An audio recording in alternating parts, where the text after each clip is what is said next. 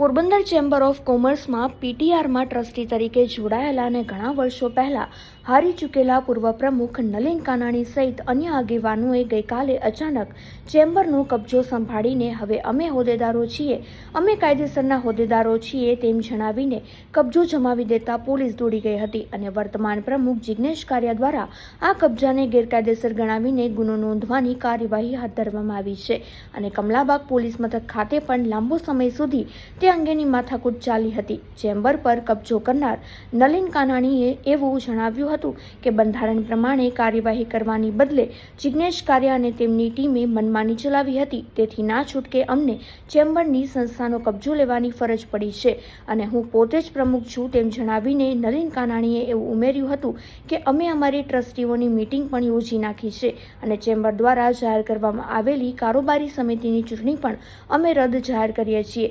એટલું જ નહીં પરંતુ નલિન કાનાણીની ટીમના અન્ય સભ્યોએ તેને હાર તોરા પણ કરી નાખ્યા હતા। તો બીજી બાજુ ચેમ્બર પ્રમુખ જિગ્નેશ કારિયાએ એવી માહિતી આપી હતી કે ચેમ્બરનો કબજો ગેરકાયદેસર રીતે નલિન કાનાણી અને તેમના મળતિયાઓએ લઈ લીધો છે, તેથી તે અંગે સાંસદ ડોક્ટર મનસુખ માંડવિયા અને કેબિનેટ મંત્રી અર્જુન મોઢવાણિયા અને તેમજ પૂર્વ કેબિનેટ મંત્રી બાબુ બોખીરિયાને પણ જાણ કરી દેવામાં આવી છે અને ચેમ્બર સાથે લેવા દેવા નથી એવા અનેક શખ્સો તેમાં ઘૂસી ગયા છે, જેમને ચેમ્બર સાથે નાહવા નીચોવાનો સંબંધ નથી તેવા અનેક લોકો હવે ચેમ્બરની અંદર કબજો જમાવીને બેસેલા નલિન કાનાણીને હારતોરા કરી રહ્યા છે। કોઈ વેપારીઓને તેનું સમર્થન નથી થતા તે દાદાગીરી કરી રહ્યા છે અને મનમાની ચલાવી રહ્યા છે, એટલે ના છૂટકે મારે હવે તેઓની સામે પોલીસ ફરિયાદ નોંધાવવાની ફરજ પડી રહી છે, કારણ કે અંદર અમારા ચૂંટણીના અગત્યના દસ્તાવેજો છે અને તે ઉપરાંત રૂપિયા સહિત બીજી પણ ઘણી બધી મિલકતો છે, તેથી આ રીતે ગેરકાયદેસર રીતે કબજો જમાવી શકે નહીં તેમ ઉમેર્યું હતું।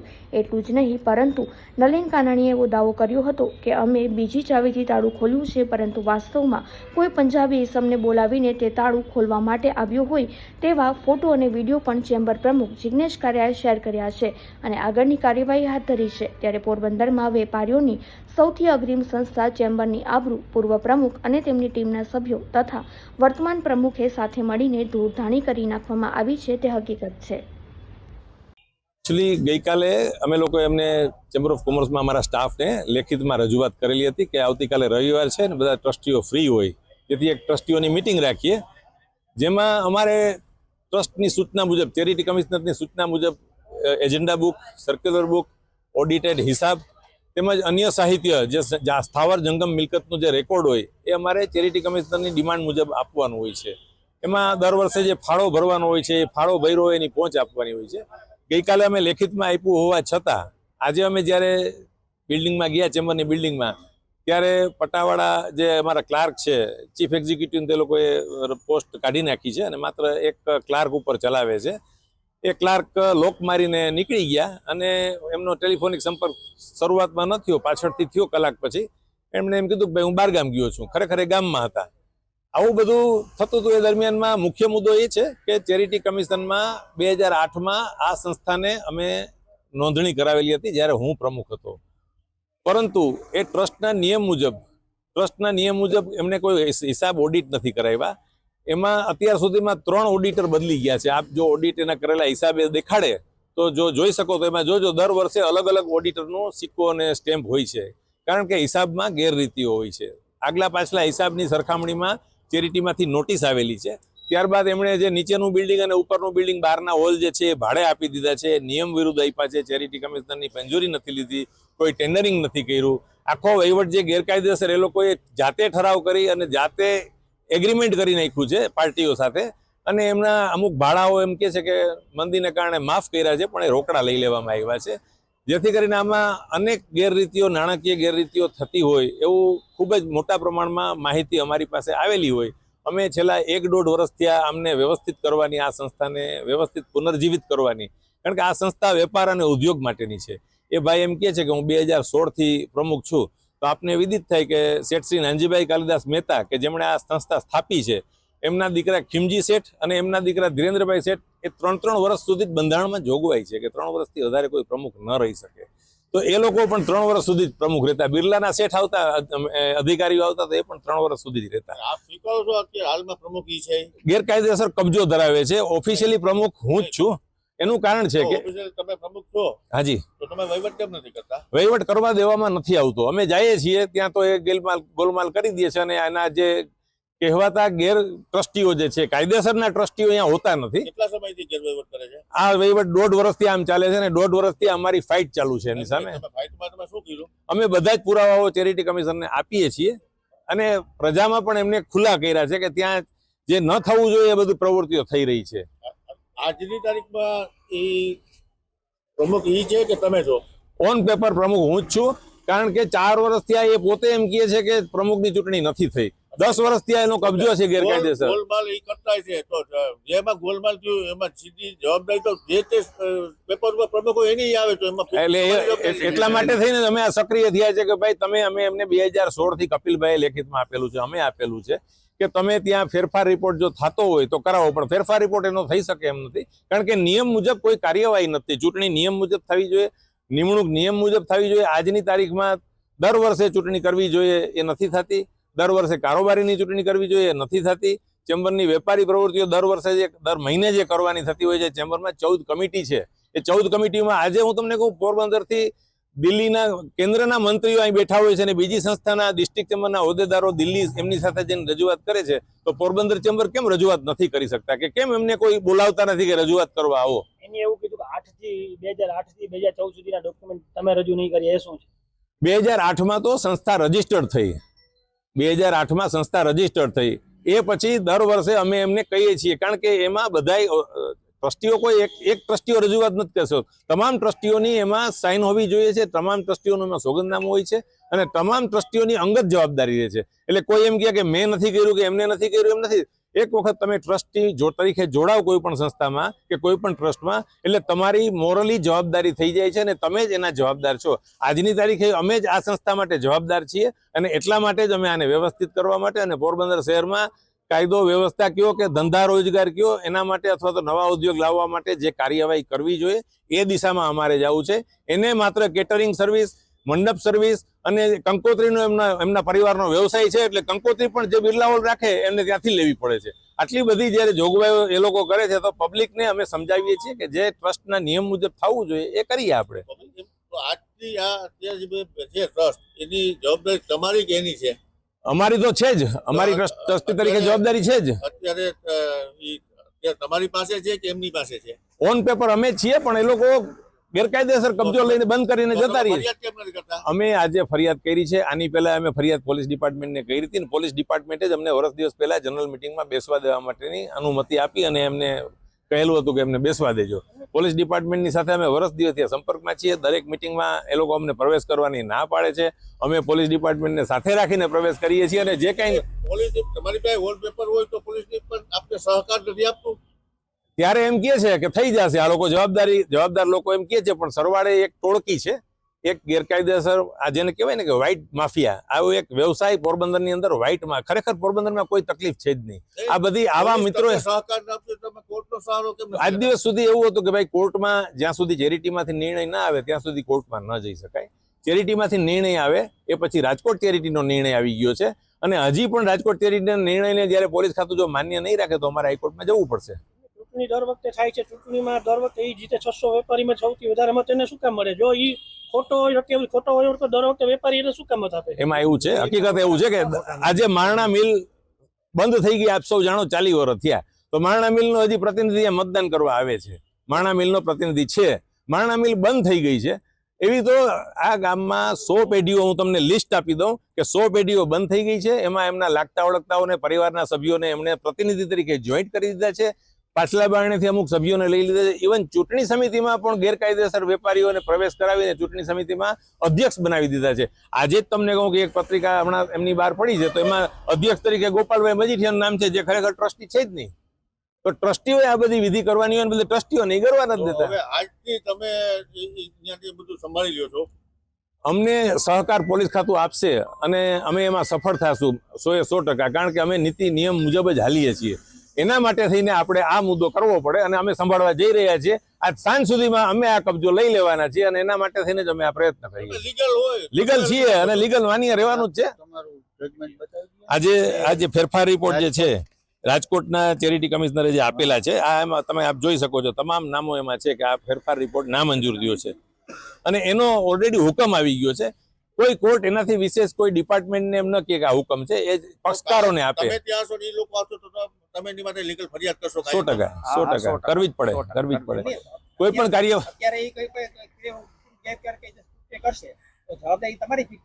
એટલે જ અમે કહીએ છીએ ને કે ભાઈ આને આમાં જે કઈ આજે જો એ સંસ્થાને ખુલ્લી મૂકી દઈએ, મોકળું મેદાન આપી દઈએ તો વ્યવસ્થિત સ્વાભાવિક છે કે ત્યાં કાર્યવાહી ગેરકાયદેસર થઈ શકે.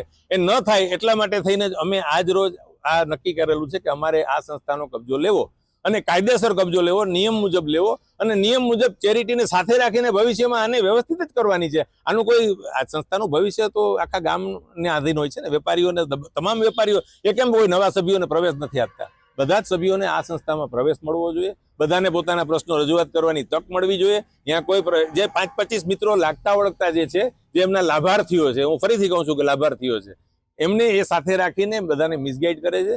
બાકી એવું કોઈ મતદાનમાં ફેરફાર નથી થયો. હા, 50-100 તે લોકોએ જે ગોલમાલ કરેલા છે એ એના જ છે, કારણ કે એને એના પ્રતિનિધિઓ બેસાડ્યા છે. આજે હું તમને મારી પેઢીમાં પ્રતિનિધિ તરીકે મૂકી દઉં. આ જગ જાહેર વાત છે.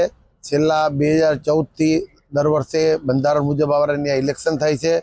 ઇલેક્શનની જે કોઈ પ્રક્રિયા થઈ છે એમાં મીડિયા પણ સાક્ષી છો, કારણ કે ઇલેક્શન જે જાહેરમાં થતું હોય છે, બંધ બાઈને નથી થતું. એનો પ્રોટોકોલ બહાર પાડવામાં આવે છે, અધ્યક્ષની નિમણૂક કરવામાં આવે છે અને ઉમેદવારી કરવામાં આવે છે. ત્યારબાદ જે કોઈ વેપારી છે બધું મતદાન કરે છે. મતદાન બાદ જે કોઈ રિઝલ્ટ આવે છે એ તમામ સ્વીકારીને કાર્યવાહી થતી હોય છે. તો 2014 થી દર વખતે અમે ઇલેક્શન કરીએ છીએ અને ઇલેક્શનમાં વેપારી મતદાન મને અને મારી ટીમને આપે છે, અમારી ફેવરમાં થાય છે. અમે હોદ્દેદાર તરીકે 2014 થી ચેમ્બર ઓફ કોમર્સ સંસ્થા છે એનું સુકાન અમે સંભાળી રહ્યા છે. ત્યારે આજ સવારે જે પૂર્વ પ્રમુખ નલિનભાઈ કાનાણી અને જે કોઈ પણ એમની સાથે હતા તે તમામ ચેમ્બરની ચૂંટણીમાં હારેલા છે. જે પબ્લિકનો ચુકાદો છે, મારો ચુકાદો નથી કે મેં ચુકાદો આપે કે તમે હારી ગયા ને તમે ઘર ભેગા થવું, મેં નથી કીધું. પબ્લિકે એને ચુકાદો આપેલો છે, એ ચુકાદામાં હારેલા છે. તેમ છતાં આજ સવારે શિવરાત્રીનો દિવસ હોય અને મહાદેવના અમે તો દર્શન કરવા ગયા હતા, ત્યારે અમને ત્યાંથી જાણ થઈ કે ભાઈ નલિનભાઈ અને એની ટીમના બધા મિત્રો આવ્યા છે અને ત્યાં કબજો કરવાની વાત કરે, ઓફિસ ખોલી મિટિંગ કરી, આવું બધી વાત ચર્ચા કરે છે. અમે જઈને એને વાત કરી કે ભાઈ તમારે શું કામ હતું, કઈ બાબત? આજ રવિવાર છે, મહાશિવરાત્રી છે, રજા છે, તેમ છતાં પણ તમે આવ્યા તો શું મેટર હતી? તો કહે છે કે હું પ્રમુખ છું, મારી ટીમના બધા સભ્ય છે એમાં. એટલે આવી તદ્દન વાત ખોટી છે. દાદાગીરી કરવા આવ્યા હોય અને સુકાન સંભાળવું, આ વસ્તુ વેપારીની સંસ્થામાં સૌભાગ્ય ન લાગે. આ બાબત અમે તરત જ કમલાબાગ પોલીસે સંપર્ક કર્યો અને કમલાબાગ પોલીસ તમામ વેપારી એસોસિએશનના પ્રમુખ સાથે મળીને અત્યારે રૂબરૂ આવ્યા. નામાં એને જાણ કરી કે ભાઈ આ મેટર છે. ત્યારે પીઆઈ શ્રી કાનમિયા સાહેબ એવું જણાવ્યું કે તમે તમારા પેપર રજૂ કરો, અમે અમારા કરીએ, એ લોકો એના રજૂ કરે. ત્યારબાદ અમે ચકાસણી કરી અને જે ચેરિટી કમિશનનો ઓર્ડર હશે એ ઉપર અમે માન્યતા આપીને આગળની કાર્યવાહી કરશું. ત્યારે અત્યારે હાલ 2014 થી 2026 સુધી કાર્યરત તરીકે ચેમ્બર ઓફ કોમર્સની સંસ્થાના પ્રમુખ તરીકે અને બિલ્ડિંગના કાર્યરત તરીકે અમારી ટીમને હું પોતે હોય. અમે અત્યારે કબજો પણ અમારી પાસે હોય, કારણ કે અમે ચૂંટાયેલા હોદ્દેદાર છીએ, પબ્લિકે જ ચૂંટ્યા હોય.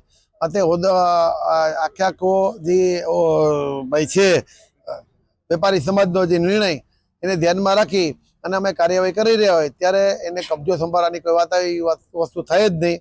એટલે અમે તો અમારા રાબેતા મુજબ આવતીકાલે સવારે ઓફિસના ટાઈમે ઓફિસ ખોલી અને એમાં જે કંઈ પણ કાગળિયા અમારે રજૂ કરવાના છે પોલીસને અમે કાલ સાંજ સુધીમાં કરશું અને આગળની કાર્યવાહી પોલીસ જે તે અધિકારીને પૂછી જે નિર્ણય આપે છે સ્વીકારશું. પણ અત્યારે હાલ કબજો અમારી પાસે હોય અને દાદાગીરી કરવા કોઈક આવશે તો અમારે પોલીસ ફરિયાદ કરવાની થશે તો અમે કરશું. તમે અત્યારે પોલીસ ફરિયાદ શું કામ નથી કરી? અંદર કરી ગયા. અત્યારે આજે રવિવાર છે. પોલીસ ફરિયાદ તો પોલીસ ફરિયાદમાં એવું છે કે અત્યારે કાનમી સાહેબ એવું કીધું કે તમે કાગળિયા રજૂ કરો. તમે ચેમ્બરના હોદ્દેદાર છો, હા, તો તમે લીગલી પોલીસ સ્ટેશન ફરિયાદ શું કામ નથી? એ લોકો ફરિયાદ કરવા ફરિયાદ આવ્યા હતા પણ આજે રજા હોય, શિવરાત્રી ના સાહેબે ના પડી. તમામ કાગળિયા અમારે કાલ સાંજ સુધીમાં રજૂ કરવાના છે અને આ ખરેખર તો સિવિલ મેટર થાય, બરોબર. આવી દાદાગીરી કરવા આવ્યા હોય તો સાહેબે કીધું ભાઈ કોઈ દાદાગીરી કરવાની અત્યારે દેખાતું નથી, છતાં કાલ દાદાગીરી કરવા હોય તો ફરિયાદ કરજો. એ લોકો આજે બેસશે તો માથાકૂટ થશે, જવાબદારી કોની? એ તો જે દાદાગીરી કરે એની જવાબદારી. દાદાગીરી લોકો તો એવું કહે છે કે અમારી છે અમે બેસવાના છીએ, પણ એ તો કાલ પોલીસ નક્કી કરશે કે દાદાગીરી કોણ કરે. આજે તો ઓફિસ જ બંધ છે, રવિવાર છે તો ક્યાંથી કઈ વાત આવી? એ લોકો તો એવું કહે ને અમે ઓફિસમાં અહીંયા અમે બેઠા જ છીએ. ક્યાં ઓફિસ ની ચાવી અમારી પાસે છે, ચાવી સવાલ જ નથી. આટલા વર્ષથી ચાવી અમે, તમે પણ જાણકાર છો, તમે પણ ઓલા GTPL ના અગ્રણી હોય, તમે પણ જાણો છો. પેપર ઉપર અમારી પાસે પણ ન હોય પેપર ને. નહીં, પેપર ઉપર નહીં, પેપર તો કાલે આપશો ને. નહીં. પણ આપ જી આજે પૂછો છો ફરિયાદ આપ શું કામ નથી કરતા એમ? પણ અમે આજે રવિવાર છે, રજા, અમારે શું કામ ફરિયાદ કરી? કાલે વાર ઓફિસ અમને હેરાન કરવા આવશે, અમે ફરિયાદ કરશું. અમે ક્યાં ના પાડીએ? આજે બેસે તો આજે ચાવી જ અમારી પાસે છે તો ક્યાંથી બેઠા છે અત્યારે. ક્યાં બેઠા? તારું ક્યાં? તારું અમારી પાસે, ચાવી અમારી પાસે છે. પ્રિમાઇસીસમાં બેસી ગયા નહીં લોકો. પ્રેમાઇસીસમાં તો અમે ભાડે આપેલું હોય, બિરલાલ ભાડે આપેલું હોય. આજે ભાડે આપેલું. હા, ભાડે આપેલું છે તો થોડી કોઈ ના પડે. તમે આવો, તમને ના પડે અમારાથી. અમે તો પ્રસંગમાં એવું કહીએ. પીટીઆરમાં એમનું નામ છે કાગળ ઉપર, તમારું નામ કેમ ન? પીટીઆર ની જે કાર્યવાહી કરવાનું થાય છે, નામની 2014 થી પ્રમુખ તરીકે અને કારોબારી સભ્ય તરીકે ચૂંટાયેલા હોય ત્યારે 2008 થી સંસ્થામાં રજીસ્ટ્રેશન નલિનભાઈ કાનાણીએ કરાવ્યું હોય ત્યારે 2008 થી 2014 સુધીના જે કાગળિયાને રજૂ કરવાના હોય એ કાગળિયાને રજૂ નથી કર્યા. અમે 2014માં જ્યારે કાગળિયા રજૂ કર્યા કે ભાઈ નામ ફેરફાર કરવાના હોય, કારણ કે આજે સત્તા ઉપર આવ્યા પછી આપણે ખબર પડે કે ભાઈ 2000 આપણે ટ્રસ્ટમાં રજીસ્ટ્રેશન હોય, આપણે હોદ્દેદાર તરીકે આપણી નિમણૂક થઈ હોય ચૂંટણીમાં, આપણે ટ્રસ્ટમાં જઈને નામ ફેરફાર કરવાના હોય એટલે અમે ત્યાં નામ ફેરફાર કરવા માટે કાગળિયા મૂક્યા. ત્યારે અમને ટ્રસ્ટમાંથી એવું કહેવામાં આવ્યું કે ભાઈ 2008 થી 2014 સુધીના કાગળિયા તમે આપો. એટલે અમે કીધું કે સાહેબ ત્યારે અમે હોદ્દેદાર નહોતા એટલે અમારે કેમ આપવાના રહીએ?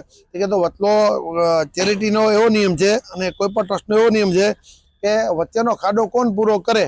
તમે વચ્ચેનો ખાડો પૂરો કરો તો અમે આગળની કાર્યવાહી કરી શકીએ. એટલે આના માટે તમે અપીલમાં રાજકોટ જઈ શકો છો. એટલે અમારા પોરબંદર ચેરિટી કમિશનર નામંજૂર કરીને આગળની રાજકોટની ચેરિટી કમિશનર જે મોટી કોર્ટ કહેવાય આ કાર્યવાહી ચાલુ છે. અને કબજો અમારી પાસે અને પબ્લિકનો ચુકાદો છે. આજ સુધી ચાલતું હતું. આ તો દાદાગીરી કરવા માટે આ લોકોએ આજે ષડયંત્ર ઊભું કર્યું.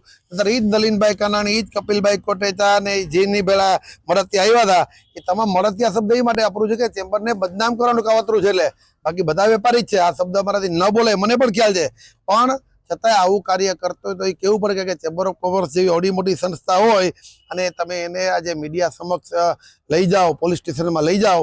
આ વસ્તુ ક્યાં વેપારીના દીકરાને સૌભાગ્ય લાગે? કયો તમે પોતે જ સાક્ષી છો. અને 2014 થી ચૂંટણી થાય છે ને તમે પોતે જ સાક્ષી છો. મીડિયા જ સાક્ષી છે કે ભાઈ મીડિયા સાક્ષી. ના મીડિયા સાક્ષીઓ નહીં. ઇલેક્શન તો ચૂંટણી પ્રક્રિયા કરેલી છે. અને પીટીઆરની ચર્ચા નહીં 100% નહીં. લેટેસ્ટ પીટીઆર ની અમે અમારા કેસ ચાલુ છે ને ભાઈ, તો જે કોર્ટે કેમ ઓર્ડર ના કર્યો કે તમે કબજો લઈ લ્યો? કે કોર્ટે ચેરિટી કમિશનર કોર્ટે સ્વીકાર્યું છે કે ભાઈ આ લોકો સાચા છે, વચ્ચેનો 8 થી 14 નો ગેપ આ લોકોએ પૂરો નથી કર્યો, એના માટે કોર્ટ કાર્યવાહી ચાલુ છે. નતર જો એ લોકો સાચા હોય તો ચેરિટી કમિશનર ઓર્ડર કરી દે ને કે તમે ગેરકાયદેસર કબજો કરીને બેઠા છો, આને ગાડી મૂકો, આને બેહવા દો. કેમ કોર્ટ ઓર્ડર નથી કરતી આજે 2022 થી? એક જ સવાલ છે કે ચેરિટી કમિશનરમાં લેટેસ્ટ પીટીઆરમાં એ લોકોના નામ નોંધાયેલા છે. તમે જે અરજી કરી છે પોરબંદર તમારા નામ ચડાવવાની એ રદ થઈ છે, તો કાયદાકીય રીતે કોમર્સના હોદ્દેદારો કોણ ગણાય? કાયદાકીય રીતના અમે કહેવાય એનું કારણ બતાવો. હા, કબજેદાર હોદ્દેદાર ગણાય એનું કારણ કે પબ્લિકનો ચુકાદો છે, જે જનરલ બોર્ડનો ચુકાદો ઇલેક્શનમાં જે લાવે છે. આજે દાખલા તરીકે તમે મારી વાત સાંભળો. ના એના માટે ઉપલી કોર્ટમાં ગયા જ ને, એના માટે ઉપલી કોર્ટમાં છે. હા, કમિશનરે તમારી જે છે હોદ્દેદારો નિમણૂક નામંજૂર કરી. હા, નામંજૂર કરી છે. અત્યારે ચેરિટી કમિશનરના હોદ્દેદારો કોણ? અત્યારે કબજેદાર નું કારણ કે પબ્લિકનો લોક ચુકાદો છે, ચૂંટણી થયેલી છે, એના કાગળિયામાં રજૂ કર્યા. અને જે તમે એમ કહો કે એના નામ છે એની બધા રાજીનામા આપેલા છે, રાજીનામા એફિડેવિટ કરેલા છે કે ભાઈ અમારી મુદત પૂરી થઈ ગઈ છે. આ તો નાટક કરવા માટેનું આ બધું છે. એ જ કાગળિયા અમારે કાલ રજૂ કરવાના છે. આજે તમે જો હોદ્દેદાર તરીકે ન હોય તો તમે શું કામ સોગંદનામું કરી દો એ મને કયો? તમારું કોર્ટે કેમ માન્ય ન રાખ્યા? ભાઈ એ માટે તો ઉપલી કોર્ટમાં અમે ગયા ને, નીચલી કોર્ટમાં અમે નથી આપ્યા. અમે નીચલી કોર્ટમાં નથી આપ્યા. અમે હા નથી આપ્યા કારણ કે અમને આ ખબર નથી. બરોબર છે. ત્યાર પછી કોર્ટે કીધું કે આના તમે સોગંદનામા આપો. અમે સોગંદનામા આપ્યા કે હવે આ ઉપરની કોર્ટની મેટર છે, અમારી નથી, એટલે અમે ઉપરની કોર્ટમાં આપ્યા છે. તમારી ચૂંટણી તમારી નિમણૂક હોદ્દેદારોની લોક ચુકાદો જે તમે કહો છો નીચલી કોર્ટે શા માટે મંજૂર ન કર્યો? એ માટે કે 2008 થી 2014 સુધીનો એ લોકોએ કાર્યવાહી કોઈ નથી કરી. એટલે વચલેનો ગેપ કોણ પૂરો કરે ભાઈ? અને બંધારણમાં ચોખ્ખું લખ્યું છે કે 31 તમારી મુદત પૂરી થાય એટલે ઓટોમેટિક તમે હોદ્દેદાર તરીકે રદ થઈ જાઓ. તોય છતાંય પકડી રાખવાનું કારણ શું? આ કોનો ચુકાદો છે? ઓટોમેટિક રદ થઈ જાય? કોણ? બંધારણ જવાબદારી કે કોની જવાબદારી? અમે એ માટે આવ્યું છે. બંધારણમાં જવાબદારી કમિશનરની કમિશનરી જોઈએ ને, કમિશનરી જોઈએ. કમિશનર પર તમે ફરિયાદ નથી કરતા. અમે કે કમિશનરનો ચુકાદો આવે, અમારી અનફેવરમાં ચુકાદો આવે તો અમે ફરિયાદ કરીએ ને. જ્યાં સુધી ચુકાદો નિર્ણય ના આવે નામંજૂર કર્યો એટલે unfair